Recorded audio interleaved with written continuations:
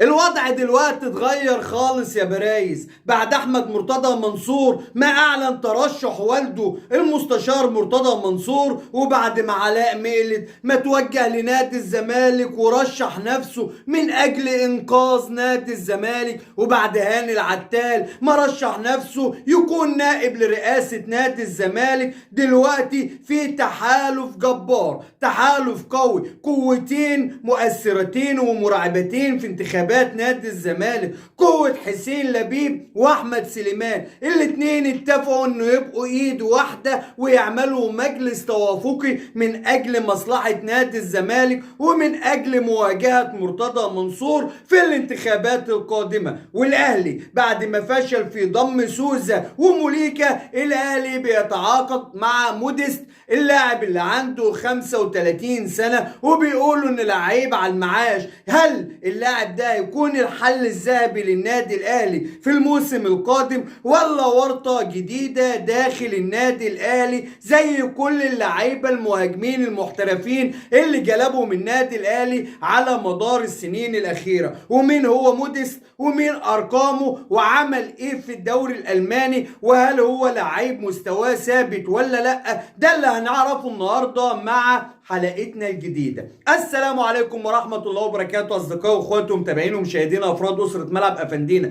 في كل مكان، أهلا وسهلا بكم ووحشتوني. وكالعادة لا يحلى الكلام إلا بذكر خير الأنام رسولنا الكريم عليه أفضل الصلاة والسلام. يلا يا أبو الصحاب، فضلا منك وليس امرا ادعم اخوك باللايك الجميل عشان صوتنا يوصل للدنيا كلها. واللي لسه ما اشتركش في القناه فضلا منك وليس امرا اشترك في القناه وفعل زر الجرس عشان يصلك كل جديد وتكون واحد من افراد اسره ملعب افندينا. نخش في موضوعنا بقى. طب يلا بينا. بص يا سيدي، النادي الاهلي العظيم اللي عنده مجموعه وكوكبه من اللاعبين اللي هيخشوا في جميع المنافسات السنه دي، يعني عنده بدل البطوله 2 و3 و4 و5، عنده كاس العالم للانديه وعنده السوبر الافريقي ودوري ابطال افريقيا والدوري المصري وكاس مصر والسوبر المصري، وحتى بطولات محليه تانية زي كاس الرابطه وكاس مصر السابق وكاس السوبر السابق.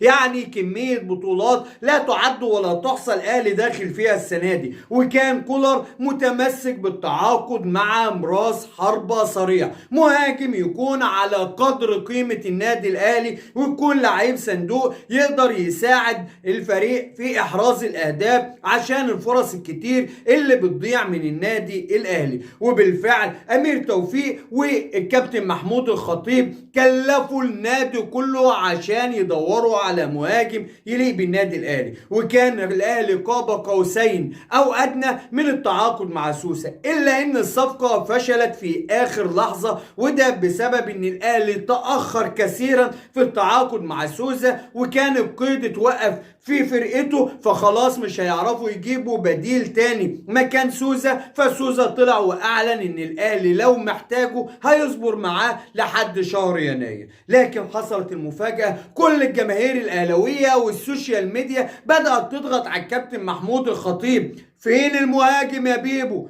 النادي الاهلي ازاي من غير مهاجم؟ الاهلاويه عايزين مهاجم يا بيبو عشان نصحى على خبر تعاقد النادي الاهلي مع موديست، اللاعب اللي كان بيلعب في الدوري الالماني ونجم بروسيا دورتموند، ولعيب يقال انه قوي ولعيب يعني كتله جسمانيه هائله. لكن هنقول مميزاته ايه وعيوبه كمان ايه، وهل فعلا هو الحل الذهبي بالنسبه للنادي الاهلي وكولر ان انا اجيب لعيب لمده موسم واحد على ما اتعاقد مع سوزة، ولا كان الافضل ان انا ابحث عن مهاجم تاني يكون سنه صغير ويقدر يبني معايا مشروع كولر داخل النادي الاهلي؟ اولا اللاعب ده لعيب تقيل حريف مهاري بيقدر يحرز اهداف، اهم مميزاته انه بيجيد اللعب بالراس، وده هتبقى ميزه موجوده داخل النادي الاهلي، وخصوصا في وجود رضا سليم اللي عرضياته نص بلانتي، وعلي معلول اللي ملك الحلول واللي بيقدر يعمل عرضيه متقنه. فوجود لعيب زي موديست في قلب الصندوق هيساعد النادي الاهلي كتير على احراز الاهداف. ده مميزاته. طب اللعيب ده ارقامه ايه او عمل ايه؟ هقول لحضرتك ان في سنة 2020 و2021 اللعيب ده لعب 46 مباراة في خلال السنتين، احرز فيهم 6 اهداف فقط وصنع هدف واحد. الله الله الله الله الله، 6 اهداف في 46 مباراة وصنع هدف واحد وجاي النادي الاهلي. هقول لك ما هو السنة اللي بعدها في 2023 اللاعب ده احرز 23 هدف وكان الهداف للفريق بتاعه. بعد كده انتقل لبروسيا دورتموند ولعب 28 مباراة، لكن كلهم او معظمهم كان بيلعب كلاعب بديل وكان حبيس دكة البدلاء واحرز 4 اهداف وصنع هدف.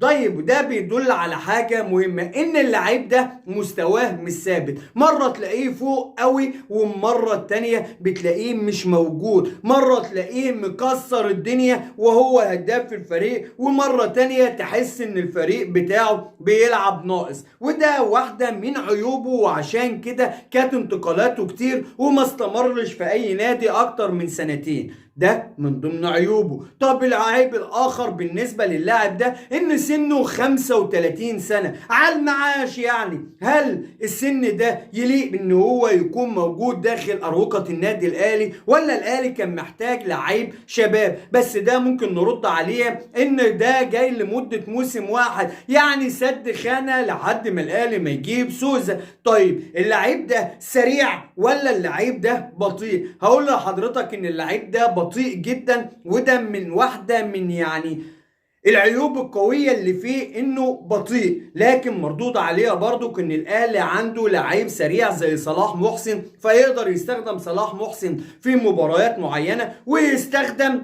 موديست في مباريات معينة. طيب انت شايف كأهلاوي من وجهة نظرك صفقة زي موديست هل هي هتكون صفقة ناجحة للنادي الأهلي، ولا هي صفقة لإرضاء الجماهير وسد الأفواه وتكميم الأفواه عن المطالبة عن مهاجم، وخصوصا إن كأس العالم للأندية هيكون في شهر 12 ومش هيقدر النادي الأهلي يتعاقد مع مهاجم إلا في يناير، فاحنا نجيب المهاجم ده نلعب بيه كأس العالم وبعد كده يبقى يحلها الحلال. يا ريت تكتب لي أخويا الأهلاوي وجهة نظرك في الصفقة، وهل فعلا موديست يليق بأسلوب لعب النادي الأهلي ويليق بحجم وقيمة وتاريخ ومقدار النادي الأهلي ولا لا؟ ده كل ما يخص موديست. طيب موديست بالمناسبة جاي لمدة موسم واحد ب1,500,000 دولار مع الاتفاق على موسم تاني في حالة ان الاهلي لو هيرغب في تمديد عقده لمدة موسم هيكون ب1,600,000 دولار.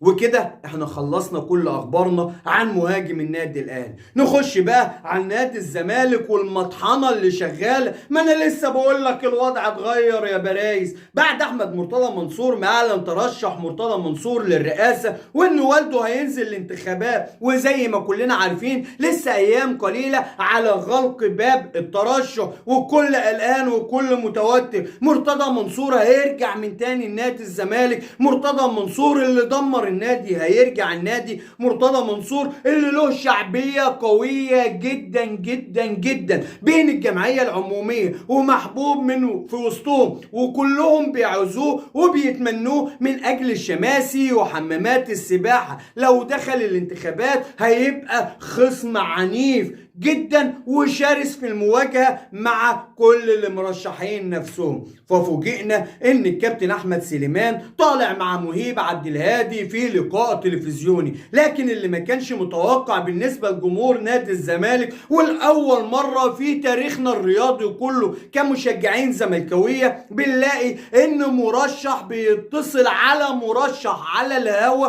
ويتفقوا ان هما الاتنين داخلين لمصلحة نادي الزمالك. اسلوب راقي واسلوب محترم وموقف يستحق مننا جميعا الاشادة والاحترام. كنا دايما بنشوف الصراعات والخناقات والخلافات والسب والقصف، وبعد الانتخابات بنلاقي القواضي والشكاوي والاتهام بان الانتخابات باطلة وبيخش الزمالك في صراعات لا حدود لها بتؤدي الى تدمير نادي الزمالك لسنين ضوئيه. لكن المره دي لقيت ان الاستاذ حسين لبيب رئيس نادي الزمالك الاسبق بيتصل على احمد سليمان عضو مجلس الاداره الاسبق، والاتنين بيتكلموا مع بعض باسلوب راقي واسلوب محترم. احنا الاتنين داخلين من اجل مصلحه نادي الزمالك، واحنا الاتنين همنا الاول والاخير هو نادي الزمالك، واحنا الاتنين هنعمل من اجل مصلحه نادي الزمالك. اللي ينجح ينجح والتاني هيسنده حتى لو فشل في الانتخابات. وانا بصراحه يعني حابب ابرز الموضوع ده قوي، لانه من النوادر لما كان بيحصل في نادي الزمالك، بل عمري ما شفته بصراحه داخل اروقه نادي الزمالك. لحد النهارده بيطلع الاستاذ حسين لبيب ويعلن ترشحه للانتخابات لرئاسه مجلس اداره نادي الزمالك او لقياده اداره نادي الزمالك في الفتره القادمه في مجلس توافقي. مجلس توافقي يعني ايه؟ يعني حسين لبيب اتفق مع احمد سليمان ان الاتنين يدمجوا القايمتين ويعملوا مجلس توافقي ما بين رموز النادي ورجال اعمال يكونوا قادرين على إدارة نادي الزمالك في هذه المرحلة الصعبة والعبور بنادي الزمالك إلى بر الأمان. وفي نفس الوقت لقيت نفس البوست بنفس الكلام منزله أحمد سليمان على صفحته، وإن الاتنين اتحدوا، والاتحاد قوة، والاتحاد فيه خير لنادي الزمالك وفيه مصلحة لنادي الزمالك. ان انا الاقي مجلس توافقي بيدل على جماهير نادي الزمالك واللي نادي الزمالك بتطالب بيه، فاحنا لازم كلنا ندعم الاتحاد وندعم التوافق اللي كان موجود ما بين الاتنين، وخصوصا ان الاتنين بقوا ضد مرتضى منصور ورجاله. هتقول لما مرتضى لسه مرشحش نفسه، هقول لك حتى لو مرتضى منصور ممنوع من الترشح، فكلنا اتأكدنا ان كان كلامي صحيح، ان مرتضى هيعمل قائمة هو اللي هيدير فيها نادي الزمالك من الخارج. وكلنا شفنا علاء مقلد وهو مرشح نفسه وبيقول لك انا جاي انقذ نادي الزمالك. لولو ما انت كنت في المجلس يا ولد، لولو عيب. الله في يا لولو جاي تنقذ ايه؟ ما انتوا اللي خربتوها.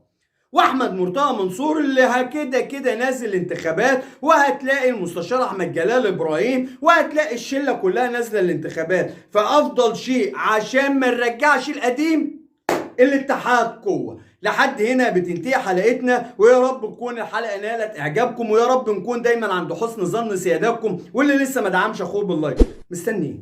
ها؟ مستني ايه عشان تدعم اخوك باللايك؟ فضلا منك وليس امرا ادعم اخوك باللايك الجميل عشان صوتنا يوصل للدنيا كلها. واللي لسه ما اشتركش في القناه فضلا منك وليس امرا اشترك في القناه وفعل زر الجرس عشان يصلك كل جديد، وتكون واحد من افراد اسره ملعب افندينا.